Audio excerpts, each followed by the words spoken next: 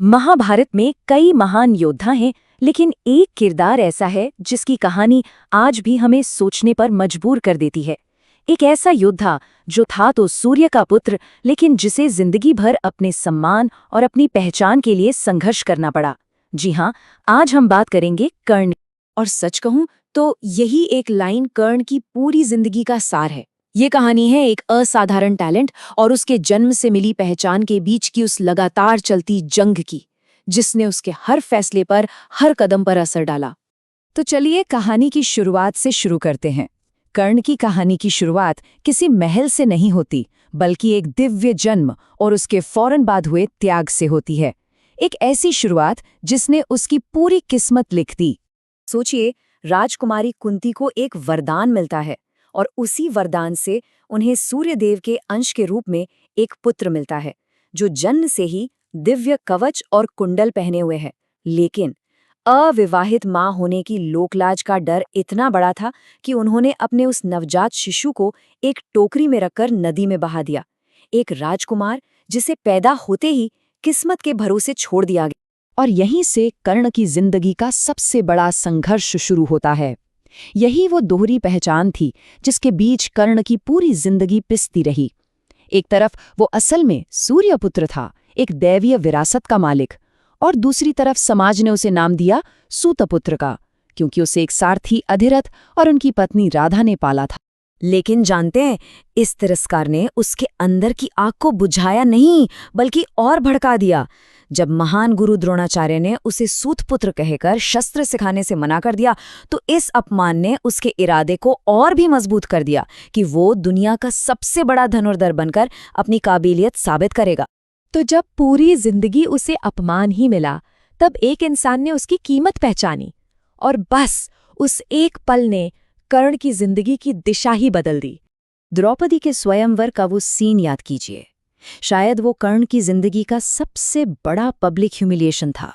जब उसने लक्ष्य भेदने के लिए धनुष उठाया तो उसे एक बार फिर उसकी जाति याद दिलाकर रोक दिया गया। उसकी काबिलियत एक बार फिर उसके जन्म के सामने छोटी पड़ गई। और उसी भरी सभा में, जहां सब कर्ण का मजाक उड़ा रहे थे, तब कौरवों में सबसे बड़ा दुर्योधन आगे आया। उसने न सिर्फ कर्ण की काबिलियत का सम्मान किया, बल्कि उसे अंग देश का राजा भी बना दिया। ये पहली बार था जब किसी ने कर्ण के कर्म को उसके जन्म से ज्यादा अहमियत दी थी। और दोस्तों, यहीं से कर्ण की सबसे बड़ी ट्रेजेडी शुरू होती है।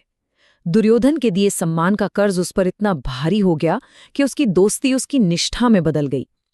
वो दिल ही दिल में जानता था कि कौरव अधर्म के रास्ते पर हैं, लेकिन वो उस एक दोस्त का साथ नहीं छोड़ सका जिसने उसे तब अपनाया जब पूरी दुनिया ने ठुकराया था।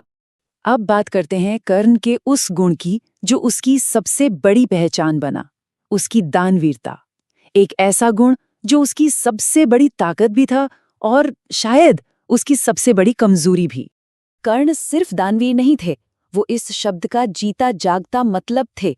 उनका एक प्रण था कि सूर्य पूजा के समय उनके दरवाजे पर आया कोई भी इंसान खाली हाथ नहीं लौटेगा, चाहे उसे अपनी जान ही क्यों न देनी पड़े। और इस प्रण की सबसे बड़ी परीक्षा तब हुई जब देवराज इंद्र अपने बेटे अर्जुन को बचाने के लिए एक ब्राह्मण का भेष धरकर कर्ण से उसका जन्मजात कवच और कुंडल ही मांगने आ गए। कर्ण को पता था कि ये एक छल है, फिर भी वो अपने वचन से पीछे नहीं हटा। उसने अपने शरीर की त्वचा से जुड़े उस कवच को अलग करके दान दे दिया, अपनी अजेयता का दान। तो मतलब ये एक सौदा था जो कर्ण के लिए काफी महंगा साबित हुआ। इंद्र ने उसे एक ऐसा विनाशक अस्त्र तो दिया जिसका इस्तेमाल सिर्फ एक बार हो सकता था। कर्ण ने अपनी हमेशा की सुरक्षा के बदले एक पल की ताकत को चुना, और इस फैसले का असर युद्ध के मैदान में दिखना तय था। महायुद्ध शुरू होने से ठीक पहले कहानी में एक और बड़ा मोड़ आता है। कर्ण के सामने एक ऐसा सच खुलता है जो उसकी दुनिया हिलाकर रख देता है। उसकी जन्म देने वाली माँ कुंती उसके सामने आकर सारा राज खोल देती है। सोचिए उस पल के बारे में जिन पांडवों को वो अपना सबसे बड़ा दुश्मन मानता आया, वो उसके भाई निकले। लेकिन इस सच के बाद भी कर्ण ने दोस्ती का दामन नहीं छोड़ा। हाँ, उसने कुंती को एक वचन जरूर दिया कि वो अर्जुन को छोड़कर उसके किसी और बेटे को नहीं मारेगा, ताकि युद्ध के बाद भी कुंती के 5 बेटे जिंदा रहें। तो देखिए, कर्ण का अंत किसी एक वजह से नहीं हुआ। ऐसा लगता है जैसे किस्मत ने, नियति ने उसके खिलाफ एक पूरा चक्रव्यूह रच दिया था। उसे मिले श्राप, उसके दिए वचन और उसके साथ हुआ छल, सब एक साथ युद्ध के मैदान में उसके खिलाफ खड़े हो गए। वो सिर्फ दुश्मनों से नहीं, अपने भाग्य से भी लड़ रहा था। उसके आखिरी पलों की जरा कल्पना कीजिए। गुरु परशुराम के श्राप की वजह से वो सबसे जरूरी समय पर ब्रह्मास्त्र चलाना भूल गया। एक और श्राप के कारण उसके रथ का पहिया जमीन में धंस गया।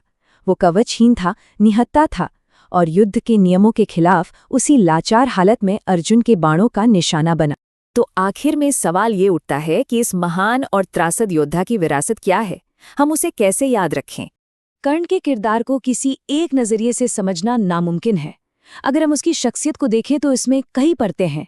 एक बहुत बड़ा हिस्सा है उसकी अटूट दोस्ती, फिर आती है उसकी जबरदस्त दानवीरता, साथ ही वो समाज की जाति व्यवस्था का एक त्रासद शिकार भी था। और हाँ, उसमें कुछ मानवीय कमजोरियां भी। और शायद इसीलिए कर्ण की कहानी हमें आज भी इतनी अपनी सी लगती है, क्योंकि वो परफेक्ट नहीं था, वो ग्रे था। उसमें महानता भी थी और गलतियां भी, शक्ति भी थी और कमजोरियां भी, बिल्कुल हम इंसानों की तरह।